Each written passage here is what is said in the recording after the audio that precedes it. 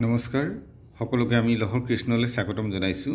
আজি তৃতীয় শ্ৰেণীৰ 6 মাহিলী পৰীক্ষাৰ বাবে নিৰ্বাচিত পাঠসমূহ কি আছে সেই আগবঢ়োৱা হৈছে। গতিকে তোমালোকে পাঠসমূহ ভাল ধৰণে চাবা আৰু তাৰ প্ৰথম পাঠটো আজি দেখুৱাই দিয়া হৈছে।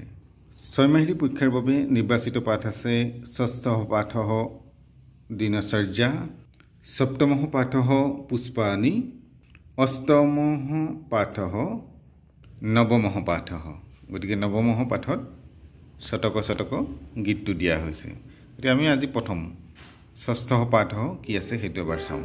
ষষ্ঠঃ পাঠঃ দিনচৰ্যা।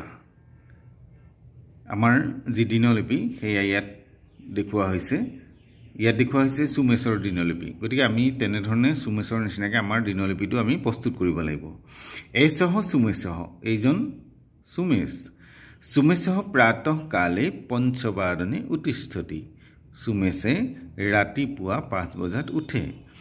সপ্তবাদনে দন্তধাৱনং কৰোতি। 7 বজাত দাঁত ঘঁহে। সাৰ্ধপঞ্চবাদনে সহ যোগাসনং কৰোতি। আৰু 5:30 বা 5:30 যোগাসন কৰে। পাদুন ষটবাদনে স্নানং কৰোতি। আৰু 6টালৈ যেতিয়া 15 মিনিট থাকে তেতিয়া কি কৰে? গা ধুৱে, স্নান কৰে। সৎবাদনে দেৱস্য চিত্ৰায় মালাম অৰ্পয়তি। 6 বজাত ভগৱানৰ বা আৰাধ্যজনৰ ফটোত মালা দিয়ে। পূজাং কৰোতি, প্ৰাৰ্থনা কৰে। তস্য দেৱে অতীব ভক্তি, তাৰ ভগৱানৰ ওপৰত অতি ভক্তি। দেৱাচৰণং বিনা তস্য দিনচৰ্যা নাস্তি এব।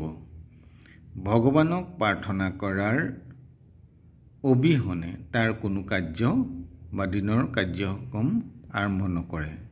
সাৰ্ধষটবাদনে সহ গৃহপাঠং লিখতি পঠতি চ।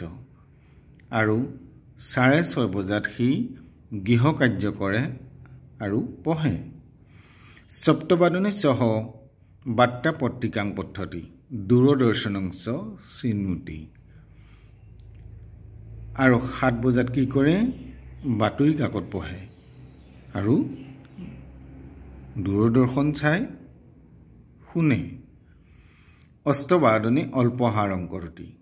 8 বজাৰ লগে লগে জলপান খায়। বিদ্যালয়ং চ গচ্ছতি, আৰু বিদ্যালয়লৈ যায়। এতিয়া চোৱা, সময়ং অক্ষৰেহ লিখতো। কিছুমান সময় দিছে, সেইখিনি আমি আখৰে লিখিব লাগে। গতিকে 5 দিছে, পঞ্চবাদনম। 5:15 দিছে, সপাদ পঞ্চবাদনম। 5:30 দিছে, সাৰ্ধ পঞ্চবাদনম। 5:45 দিছে, পাদুন ষটবাদনম। সদায় চাবা, সময়টো 30 মিনিটলৈকে সাৰ্ধলৈকে গ'ল। তাৰপিছত যেতিয়া 15 মিনিট থাকিলে বা 45-46 এনেকৈ হৈ আহিলে, 30ৰ ওপৰত গুচি যায়, তেতিয়াহ'লে কেইটা বাজিবলৈ কেই মিনিট আছে আমি সেইটো চাব লাগে। মানে 5:45 আমি জানিব লাগিব 6টালৈ 15 মিনিট আছে। গতিকে আমি সময় সেইটোহে ক'ম, যে এনেধৰণে নকওঁ 5:45 এনেধৰণে কোৱা নহয়। ইয়াত কি বুলি কোৱা হ'ব? পাদুন ষটবাদনম। তাৰপিছতে যে 6 বজা সৎবাদনম। খ নম্বৰ প্ৰশ্নটো কি দিলে? সুমেশস্য দিনচৰ্যা লিখতো। সুমেশৰ দিনলিপিটো লিখিব লাগে। আমি পাঠটোত পাইছিলোঁই সুমেশে কেই বজাত কি কৰে। গতিকে সেইটো আমি পাঠটোৰ পৰা চাই সময়খিনি লিখিব পাৰোঁ। কিন্তু পিছৰ গ নম্বৰ প্ৰশ্নটো দিছে যে তোমাৰ দিনচৰ্যা লেখা। তুমি কেই বজাত উঠা, কেই বজাত দাঁত ঘঁহা, গা ধোৱা, পঢ়া, গৃহ কাৰ্য কৰা, দূৰদৰ্শন চোৱা, এইখিনি বস্তু তোমাৰ মতে লিখিব লাগিব। সেইকাৰণে কৈছে অহং। ভৱতঃ মানে বা ভৱত্যাহ তোমাৰ দিনলিপি লিখা। মই কি বুলি ক'লোঁ? অহং পঞ্চবাদনে উত্তিষ্ঠামি। মই 5 বজাত উঠোঁ। তেনেধৰণে সময়খিনি মিলাই তাৰপিছত তুমি কৈ যাব পাৰা সপাদ পঞ্চবাদনে দন্তধাৱনং কৰোতি।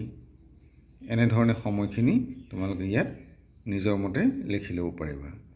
পূৰ্ণ বাক্যেন উত্তৰাণি লিখত। সম্পূৰ্ণ বাক্যত উত্তৰ লিখিবলৈ দিছে। সুমেশঃ কদা দন্তধাৱনং কৰোতি। সাৰ্ধ পঞ্চবাদনে কহ যোগাসনং কৰোতি সুমেশহ কদা স্নানং কৰোতি। গতিকে আমি প্ৰথম পাঠটোৰ ধুনীয়াকৈ যদি পঢ়ি লওঁ, ভাল ধৰণে যদি আমি এইখিনি কথা মনত ৰাখি লওঁ যে সুমেশে কেই বজাত উঠিছে, সময়টো ইয়াত দিয়া আছে পঞ্চবাদনে, সপাদ পঞ্চবাদনে, সাৰ্ধ পঞ্চবাদনে, এই সময়খিনিকে আকৌ আমি নিজৰ দিনলিপি লিখোঁতে ব্যৱহাৰ কৰি যাব পাৰিম। গতিকে এই চোৱা তোমালোকে ভাল ধৰণে মনত ৰাখিবলৈ চেষ্টা কৰিবা আৰু কিবা বুজি নোপোৱা থাকিলে পুনৰ কমেণ্ট কৰি জনাবা। আজিলৈ পাঠ ইমানতে সামৰিছোঁ। পৰৱৰ্তী নতুন পাঠ লৈ তোমালোকৰ মাজলৈ আহিম। চেনেলটো চাই থাকিবা। নমো নমঃ।